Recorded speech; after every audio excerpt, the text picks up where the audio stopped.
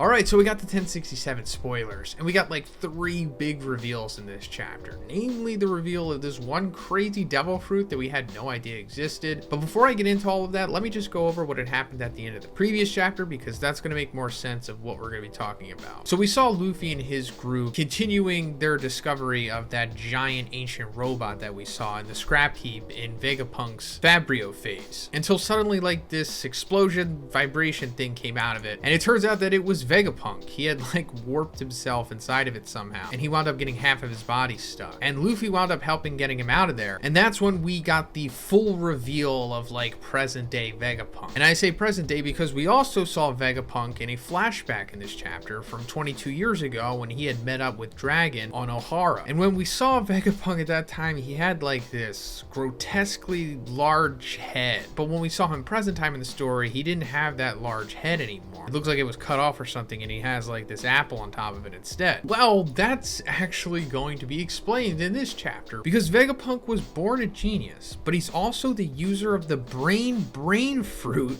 which lets him have unlimited storage of knowledge. That's why he had a massive head. So yeah, what a crazy reveal here. Vegapunk ate the brain fruit, and that's why his head was big. So that just debunks a whole bunch of speculation that I'm sure a lot of us have had coming out of that chapter, with like Vegapunk being some special race or something, because you know that's not uncommon in the One Piece world, and we didn't really see anybody else that has a head like Vegapunk. So yeah, he's not an alien or part of a special race. He just ate the freaking brain fruit, and he accumulated so much knowledge that his head grew. And I guess we also kind of got a hint at that, because when he was talking to Dragon in the flashback, Dragon said, you know, somehow your head has gotten even larger. So yeah, it grew over time, and I guess it got even bigger, because going further into these spoilers, it says the title, which is Punk Records, is referring to the upper section of Egghead inside the egg, and it's made up of Vegapunk's brain. So that's pretty wild. The upper section, which actually does say records, is this thing that we see here. So I don't know if this means that like this entire thing is like holding his brain, like his brain got that massive, which I could totally see happening, but I don't think it's his entire brain. What I'm taking away from this is that his brain gets bigger and bigger and bigger, but it's kind of just like extended storage and memory. So he's able to like cut off pieces of it and whatnot, because you know, like I was saying, when we see him at the end of the previous chapter, it looks like he cut the top of his head off, and I guess because he literally did. But it's not like taking his whole brain with him. He still has like his base level brain with his motor functions and personality and all that stuff, but just the other pieces of his brain can still hold all of that knowledge still. So I guess it possibly got so big that he had to put it inside of Punk Records, which is in that giant eggshell looking thing. And I guess this could also explain like what's going on with the 6 other Vegapunks that we've seen. Like maybe they like have parts of his brain as well, and that's why they all represent like different aspects of him, like different parts of the brain possibly. Hey, but real quick guys, let's talk about GamerSup's new product, and that's the sus bars. No, not sus like,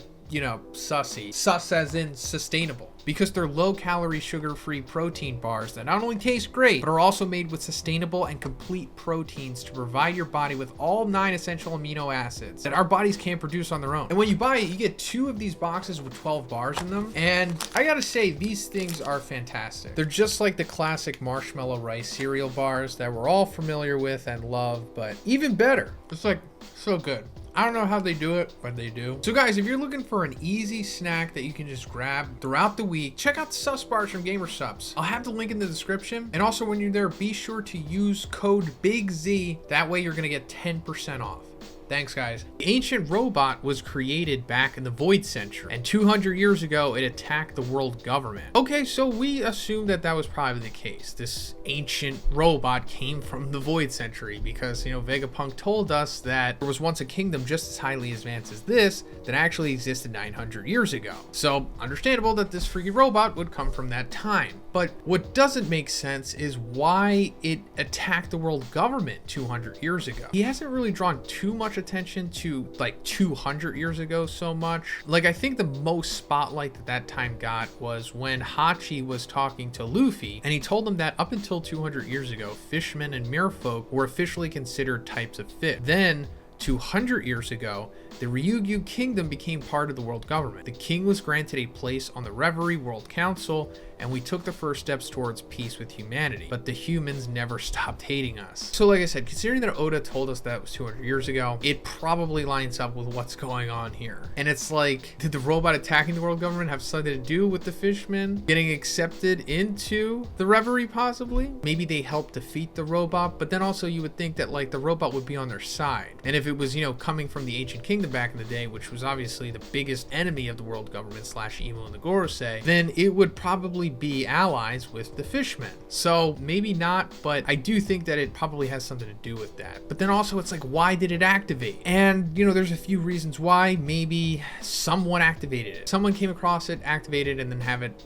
attack the world government, or there was always like this timer put in place. Like it knew that it, you know, 600, 700 years that it was going to activate itself and do something, because we've seen that before, like because Vegapunk programmed Kuma to be able to do something like that too. Speaking of Kuma, we're going to talk about him later, but maybe it's something like that. Not really sure. There's not a lot to go off of, but I wouldn't be surprised if there's maybe somebody in Elbaf that possibly knows about this, because you know the giants live for hundreds of years. So I'm sure there's some people there that this will probably be connected to, possibly. CP0 arrives on Egghead. They said that they're there to return Seraphim Kuma, but were denied access. So yeah, we're getting a CP0 update here. We saw that they were on the way to Egghead with Seraphim Kuma, but they were also instructed to straight up kill Vegapunk, like all the Vegapunks, including like the main one. And I guess this is just them playing coy, like, hey, we're just here to return Seraphim Kuma. We're not trying to kill Vegapunk. But you know, also Vegapunk talked to Dragon a couple chapters back saying that like he knows that he's pretty much going to die, or it's extremely likely at this point. So it's not surprising that they're denied access here, but I don't think this is the end of it, obviously. Like they're eventually just going to bust in forcefully or whatever. And then, like I said when we originally saw them, I don't know if they're going to like fight Luffy. I mean, maybe they might fight the Straw Hats, or maybe they might fight Zoro and Brook. I think that would be amazing because they stayed behind, remember, on the Sunny. So that would be amazing actually, if it's just Zoro and Brook teaming up to take on all three of the CP0 here, which is like Lucci, Kaku, and Stussy. I would love to see that. At the end of the chapter, the real Kuma at Kamabaka Kingdom gets up and starts to run somewhere. So yeah, like I said, Kuma coming back. We know that the Revolutionary Army was able to successfully save him from Mary Joie, and they brought him back to Kamabaka Kingdom, and we saw that Dragon had asked Kuma, like, hey, what did you see at the Reverie? Like, is Sabo innocent? In reference to the newspaper saying that he killed Cobra. Obviously, we know that he didn't, but Dragon was somehow still like unsure of it. But I think that's the last update that we got on Kuma, and apparently he's just randomly getting up and starting to run somewhere. So it seems like this is maybe something that Kuma wanted, because you know he had asked Kuma pre-timeskip to program him to protect the Sunny and whatnot. So maybe this is another thing that he asked him to do, or this is Vegapunk's doing, possibly. Not really sure, but that's pretty much it for the spoilers, guys. Let me know what you thought about these ones in the comments, and if you liked the video, please give it a like, and please subscribe if you haven't already. Have a great day, and I'll see you in the next one.